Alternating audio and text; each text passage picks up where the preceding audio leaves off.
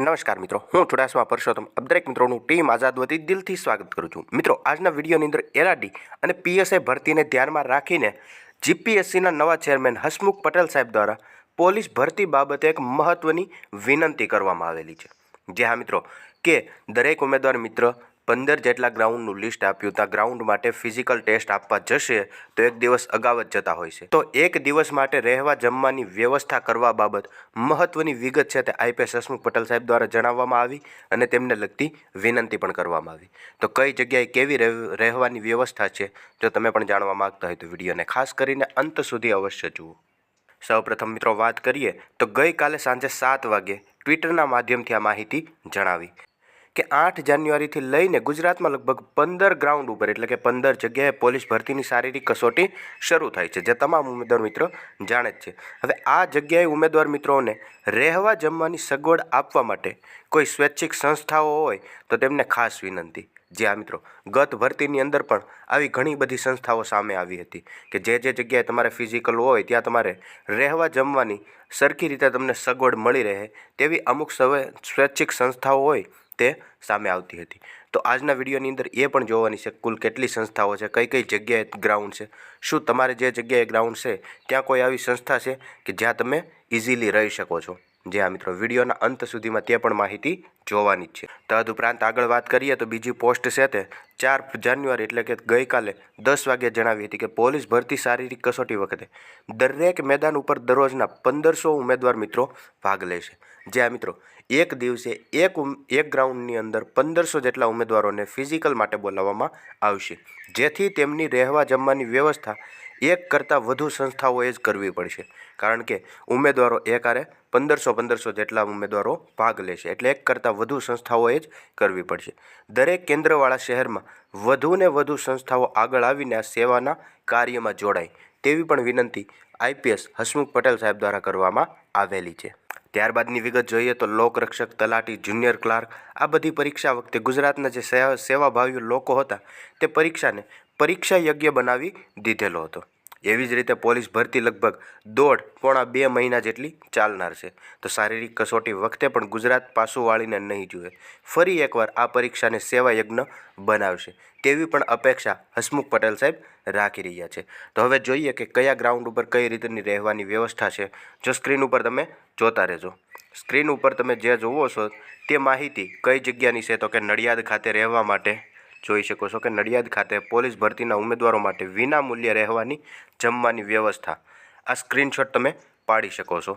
જ્યાં મિત્રો, સ્ક્રીનશોટ પાડીને તમે માહિતી મેળવી શકો છો।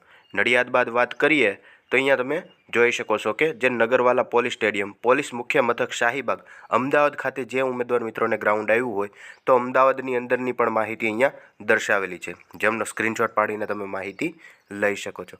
આ બધી માહિતી છે તે આપણને સોશિયલ મીડિયાના માધ્યમે મળેલી છે। ત્યારબાદ સમસ્ત કોળી સમાજ ગોંડલ દ્વારા આયોજિત, તો ગોંડલની અંદર જે ઉમેદવાર મિત્રોને ગ્રાઉન્ડ આવ્યું હોય તેમના માટેની આ માહિતી છે, આમનો પણ તમે સ્ક્રીનશોટ પાડી શકો છો। ત્યારબાદ આગળ વાત કરીએ તો પોલીસ ભરતીની શારીરિક કસોટીના જોગ માટે મહેર જ્ઞાતિના ભાઈઓ માટે હાલ ગુજરાતની જે આ ભરતી ચાલુ છે તેમાં ગોંડલની અંદર અથવા તો જૂનાગઢની અંદર જે મહેર જ્ઞાતિના ભાઈઓ છે તેમના માટે ભાઈઓ બહેનોની જે રહેવાની વ્યવસ્થા છે તેમના માટેનું આ એક લિસ્ટ આપેલું છે, તમે કઈ જગ્યાએ રહી શકો છો। ત્યારબાદ આગળ વાત કરીએ તો રાજપૂત યુવા ટીમ ગોંડલ દ્વારા પણ એક આયોજિત કરવામાં આવેલું છે। ગોંડલની અંદર જે ઉમેદવારો આવે છે તેમને ગોંડલની અંદર રહેવાની વ્યવસ્થાઓ છે તેમનો પણ સ્ક્રીનશોટ તમે પાડીને આ માહિતી લઈ શકો છો।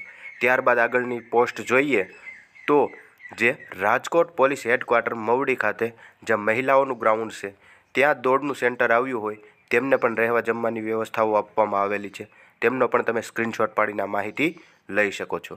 ત્યારબાદ નડિયાદ ખાતે જે ઉમેદવાર મિત્રોને ગ્રાઉન્ડ આવ્યું હોય ત્યાં પણ ઉમેદવારોને વિના મૂલ્યે રહેવા જમવાની વ્યવસ્થાઓ કરવામાં આવેલી છે, તેમની પણ સ્ક્રીન અહીંયા તમે જોઈ શકો છો, સ્ક્રીનશોટ પાડીને માહિતી તમે લઈ શકો છો। ત્યારબાદ આગળ વાત કરીએ તો પોલીસ ભરતી ગોંડલ ખાતે રાજપૂત સમાજ ભવન લાલપુર પાસે જે ગોંડલ ગ્રાઉન્ડ આવેલું છે ત્યાં પણ એક આવી બીજી વ્યવસ્થાઓ કરવામાં આવેલી છે।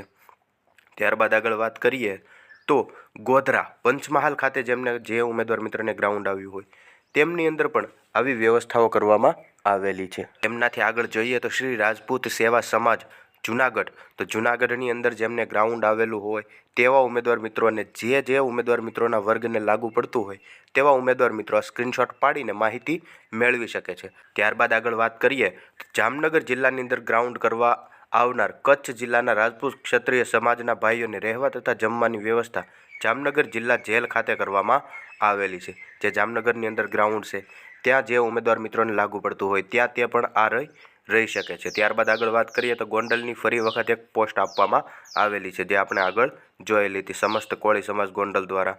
તદુપરાંત ત્યાં રિક્ષાવાળાના પણ ઘણાના નંબર આપેલા છે જે તમે અહીંયા જોઈ શકો છો. મતલબ કે સમાજની વાડીથી લઈને જ્યાં તમારે ગ્રાઉન્ડ આવેલું હોય ત્યાં સુધી તમે રિક્ષામાં પણ જઈ શકો છો અને તે પણ સ્વખર્ચે રહેશે.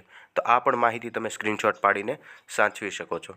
જ્યાં મિત્રો આવી રીતે રહેવા જમવાની વ્યવસ્થાઓને ધ્યાનમાં રાખીને બધી જે વિગત આપણી પાસે સોશિયલ મીડિયાના માધ્યમે પહોંચેલી છે તે તમારા સુધી વિડીયોના મારફતે પહોંચાડવાની ટ્રાય કરેલી છે. આમાં જે ઉમેદવાર મિત્રોને લાગુ પડતું હોય પોતાના સમાજ વાઇઝ તે ઉમેદવાર મિત્ર સ્ક્રીનશોટ પાડીને માહિતી લઈને પોતે ગ્રાઉન્ડ કરવા જતા હોય તો આ બધી માહિતી એકઠી કરી શકે છે.